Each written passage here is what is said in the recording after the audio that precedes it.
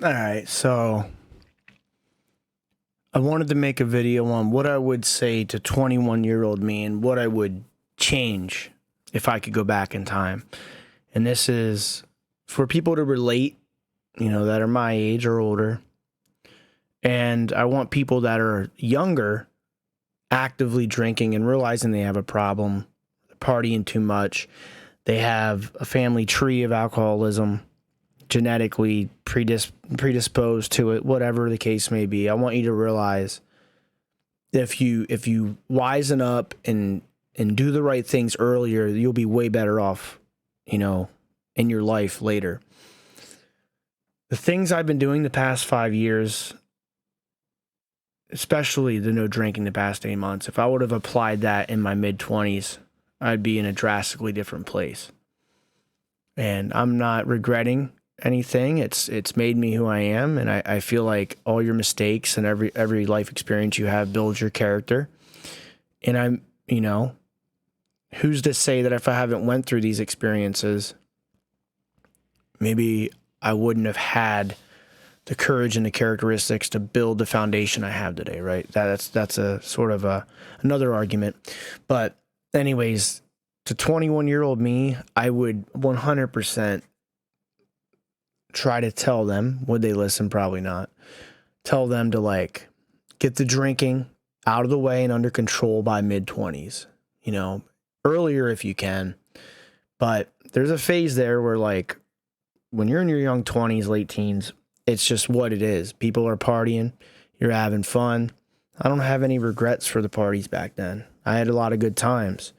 But when you get older, people start having kids, they get married, the bar scene's prevalent. I've never really cared for bars fully.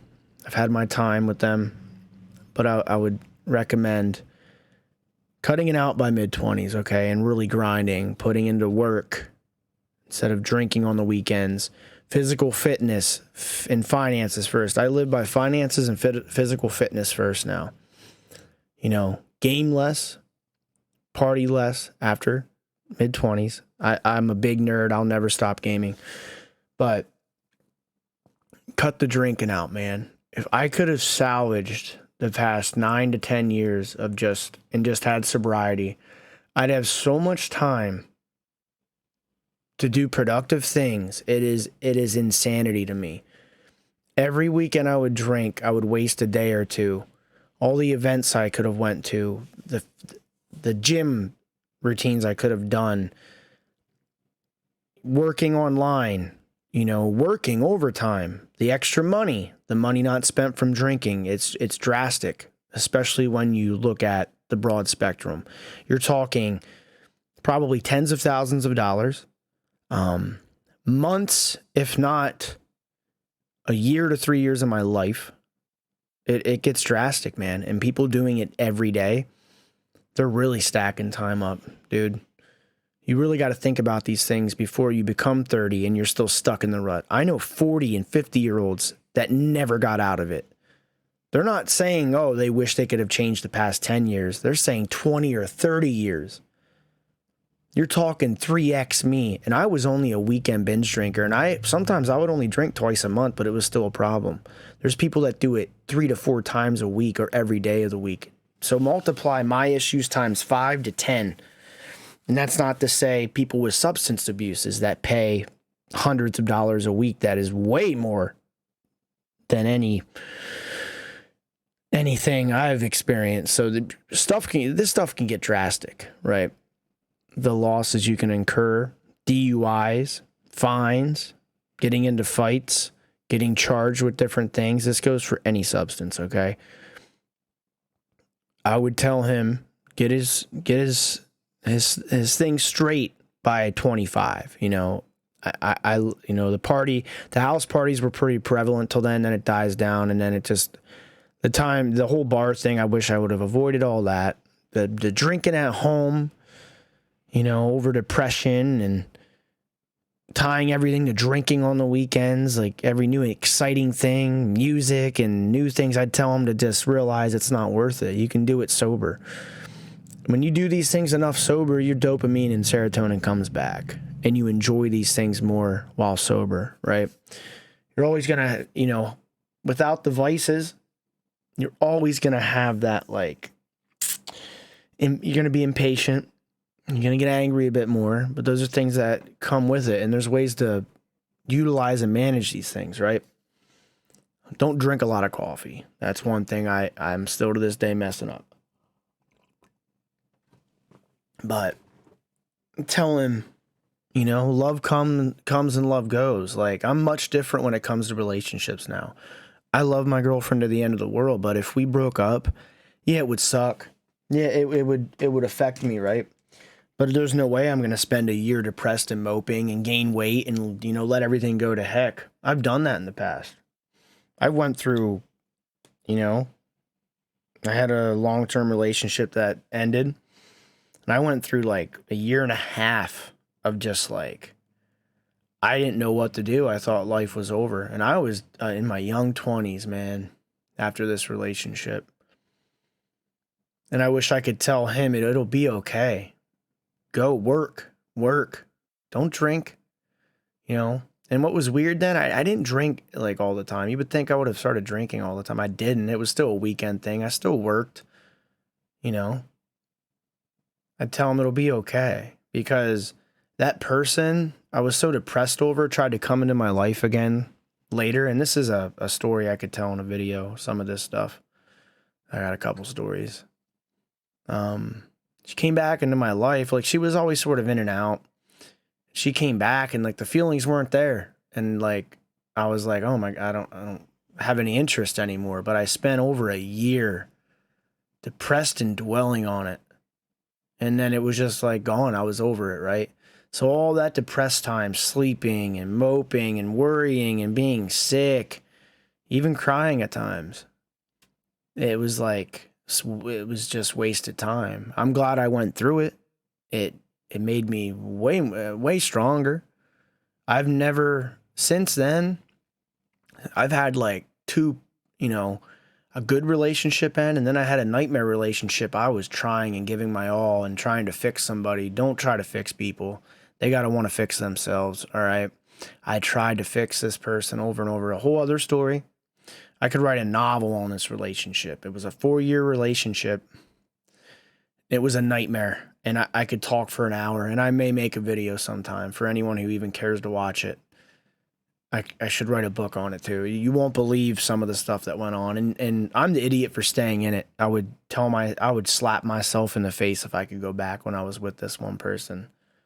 I would, man, hindsight is 20/20. But when you're in love, you're in this burning house, right? Everyone's outside of it going, get out, and you're just not seeing it. You're just sticking it out. You can fix them. They'll be better. And don't do it, guy. Hey, if you're in toxic relationships, don't do it. You can't fix people, all right? I would tell myself to hit the high road, and I had chances to, and I'm an idiot for it. I'm telling you right now, I'm an idiot. I know I'm an idiot, but guess what? I've learned from it. Any red flags now? Oh man, that relationship helped me with so much, as far as like, it ruined me, but I'm telling you right now, any red flags, I've been, you know, boom, it's done. I'm past it. I'm moving on. You know what I mean? I'm glad I went through it, but my God, you get what I'm saying. But anyways, I would definitely tell myself I was crazy for, you know, sticking that out like I did. You'll see a video on that down the line. I need time to be talking about that one. And then I've had relationship end because relationship was great, you know, and this girl's child was just a problem child, a nightmare, and it was just consuming her and me on the side, and you know, I had to move on from it. But that's another story. That one hurt. Like, my first one was like my first long-term like big love, and then that was depression, and then the nightmare relationship that lasted too long, I was stuck in trying to fix somebody. I was stupid. And then I had a decent relationship with this person, and her kid just happened to be too much long term, and I tried and I stuck that out. But that one was more sad because her and I vibed, and like my drinking was always a problem there too. So it wasn't all her kid, but these are for other videos. I might open up about these down the line, but relationships can be wild. And my current relationship is amazing. We're past 7 months, and I mean, it's been great. But yeah, anyways, yeah, I would just tell myself to, you guys young and you're in that rut, get out of it now, because if you grind in your 20s, your 30s you'll be so much more well off. I'd say get educated, learn trade skills, work the overtime, stack the money, make investments, right? Don't waste it on the drink. Like I said, have your fun, get done with it in your early 20s. That's my advice. I'd say give it up altogether. It's not worth it. But when you're young, you're going to want to have those fun times. I wanted to have those fun times, and I did. Do I wish I would have enjoyed it more and been more outgoing during those times? 100%. But I was sort of introverted and shy myself. That's why I went to drinking, which that's a whole other topic too.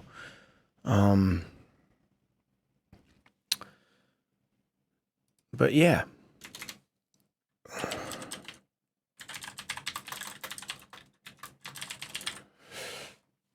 I'm writing a tag note, but I would recommend by 25, cut it out, grind, better yourself physically, mentally, spiritually, and then your 30s will be a lot easier. I sort of like woke up and really changed my structure in my 30s, right? And I don't regret it because of the character I've built through my failures, right? And through my mess ups.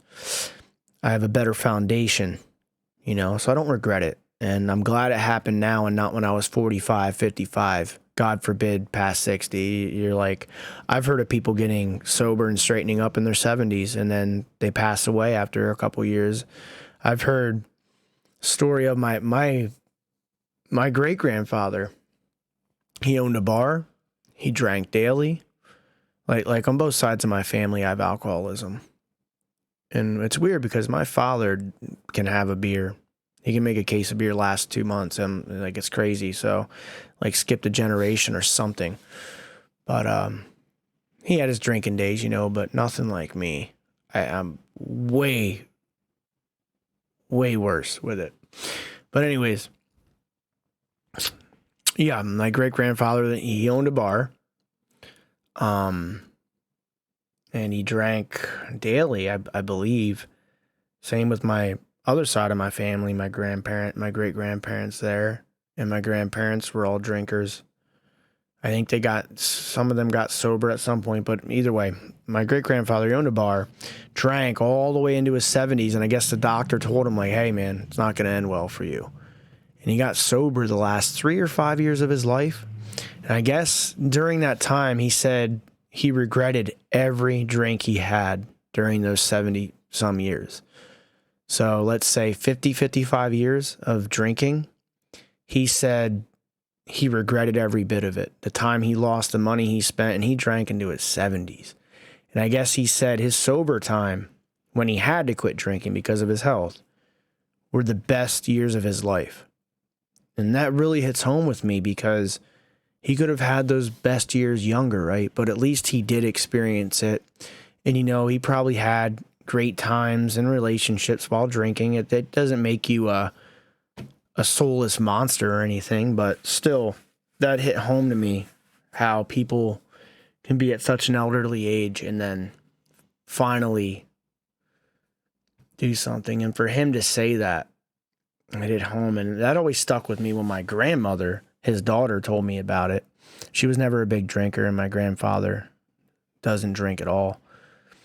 It's weird how it skipped her. My mom had a drinking thing, and then she got sober very young. But she was, addictive personality, very hardcore. And then I got it from her, and then it's weird how it skips generations. And my grandparents on my father's side nailed me. They were drinkers. blah blah blah, you know, that's how it goes. And I'm not going to blame it all on that, but you're a little predisposed, right? You take a liking to things more, just like your family, your ancestors did. There's something to that. Some people want to argue against it, whatever. I believe in genetic predisposition, but anyways, that's neither here nor there. But that story stuck with me ever since I was younger.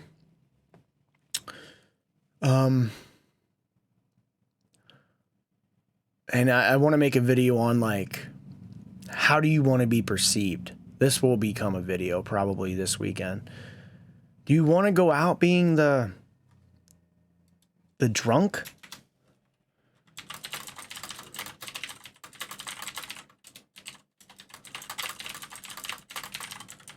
Just writing a tag note. Do you want to be known from your family and friends as like the drunk, the dude that's just blasted, that makes an embarrassment of himself? Do you want to be that guy? Even if you're a moderate drinker, and, you know, I'm not saying moderate like a few drinks here and there, but like if you don't get out of control but you're always drinking, do you want to be known as that guy that doesn't have money, that's spending money at the bar and or getting into trouble potentially? Do you want to be known as that person? Or do you want to be known as like a driven, goal-achieving, productive person? I want to go out as the latter. You know? I hated being that dude that everyone's like, oh, he's probably wasted at home right now. Or, oh, he's down at the bar. You know? He needs to get his stuff together. Like, what is he doing? Why is he drinking like that? You know? It was always shameful. That will be a video. Because I know a lot of people battle with that, and I know I did, and I'm very right now with how my life has been the past year. If I were to pass away, I'd be happy with going out with the way it's been. I have enough things to leave my family where they could sell off and take my money, and it would help them for a decent amount of time. I'm not rich, but I built a foundation where I'd rest easy knowing they could. There's a lot of valuables they could part with and feed themselves. I'm very happy with that. Even when I was drinking, that, you know, that was there, but like going out with how I've been sober, and I've went further than anyone thought. Like my own mother, you know, is surprised, and people being shocked. I love that, and it challenges me. And if I went out, they would know I did it. I didn't just drink last weekend. I wasn't at the bar drunk. You know, I didn't, you know, hurt anyone drunk driving or anything like that. And I've never driven drunk, but people that do that, like, what? Dude, it's despicable. And people, it's looked down upon because it's disgusting. Because even when I was blackout drunk, I never thought about getting behind the wheel of a car, and I'll never understand it. But that's neither here nor there. I'm not hating on people that have DUIs, but like that's craziness to me, man. But I'd be fine with it. And I was not fine sitting here in this spot drinking liquor into oblivion and throwing up and being a degenerate, you know, fool. I was not comfortable passing like that, knowing that's how I went. I always worked, always had some money, was smart, was financially, hey, you stop it. But that aspect was degenerate and despicable. I was an imbecile, okay? And you want a use case for this? Look up Only Use Me Blade. This guy, he could have had it all, okay? He was a Call of Duty content creator. He would run around and use melee weapons in the game, and he made a name for himself, and he made good money off like YouTube ad revenue. He had a big following.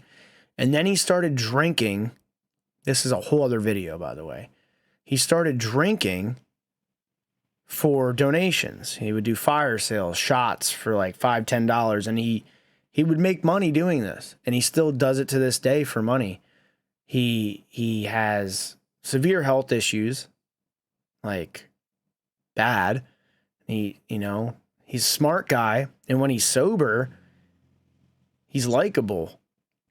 When he's drunk, he is an obnoxious degenerate. It's like his brain is just shriveled, man. And it makes me sad. But I'll tell you what, I was watching his content the week I got sober, and I made a comment saying, wow, this guy's making me really rethink my drinking habits. I remember making that comment, and I still go to those videos because someone makes highlights of him. And Billabong, Matt, shout out to him. But I'm going to make a video on this guy because he's like a use case, man. Like, it makes me sad. He's not dumb. He could have went somewhere, and if his COD content fell out, he had a following. He could have kept going and shifted his content. He could still be making COD content. And COD's still very popular, but that's neither here nor there. What he does now is he goes live and he gets blasted drunk to this day. He's been doing it for years. And he drinks for donations. And it's like he's killing himself for revenue. And it makes me sad because he doesn't have to be that person, but the person he becomes when he is drunk, it is despicable. It's ruined his name, honestly. He's been banned off platforms and all this, and it's ruined him. His health, his finances, I mean, I can only imagine, but he makes good money drinking on stream, and that's why he doesn't stop. And he doesn't work, so like his monetary gains strapped to drinking, and it's a crazy use case. You got to check him out. But I'm rambling again. That'll be a different video, and we'll make a video on him because I mean he's a use case, man. I remember commenting after a night of drinking. I'm like, I'm considering quitting drinking because of this guy, seeing how he acts and what he's doing. But anyways, it's neither here nor there. It's not a call out, but the guy could still be something if he just did something about it. But anyways, take it easy. And yeah, the last thing I'll say is if you're young, get your stuff together early in your 20s. And if you're older, it's better late than never. Just imagine yourself 10 years forward doing the same thing, living in that regret. I'm so thankful I started this at 35 and finally got through it. And I'm thankful for all the sober sprees, but I wish I would have done it at 25. And people that are in their 40s and 50s still doing it, it breaks my heart because they're dealing with way more regret and their life is over halfway over, or, whatever you want to say. But anyways, yeah, you get the gist. Much love. Take it easy.